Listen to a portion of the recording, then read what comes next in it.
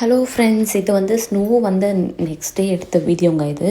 என் friend வந்து கூப்பிட்டுட்டே இருந்தாங்க அவங்க வீட்டுக்கு, வாங்க வாங்கன்னு சொல்லிட்டு ஓகேன்னு சொல்லிட்டு பிரேக்ஃபாஸ்ட் முடிச்சு அவங்க வீட்டுக்கு போயாச்சு. அவங்க வீடு வந்து ரோட் சைடு இருக்கனால ரொம்பவே சில்லுன்னு இருந்துச்சுங்க. நான் வந்து என் ஹஸ்பண்ட் கிட்ட சொல்லிட்டு இருந்தேன், நம்ம வீடு ரொம்ப சில்லுன்னு இருக்குது, ஹீட்டர் சரியாக ஒர்க் ஆகலையா, கம்ப்ளைண்ட் பண்ணணும் அப்படின்னு சொல்லிட்டு. அவங்க வீடு ரொம்பவே சில்லுன்னு இருந்துச்சு அந்த சைடு இருந்தனால. அதுக்கப்புறம் வீட்டுக்கு வந்து தம்பிக்கு சாப்பாடு கொடுத்துட்டு நான் வந்து சீக்கிரமாக டின்னர் பண்ணிடலான்னு சொல்லிட்டு டின்னர் வந்து காராமணி மசாலாவும் சப்பாத்தியும் பண்ணிட்டேன். ஏன்னா ஈவினிங் வந்தாலே கிச்சன் பக்கமே போக முடியல, அவ்வளோ சில்லஸாக இருக்குது. அதுக்கப்புறம் இந்த 10 டேஸாக இந்த ஜூஸை குடிச்சிட்ருக்கேன், ரொம்பவே நல்லாயிருக்கு.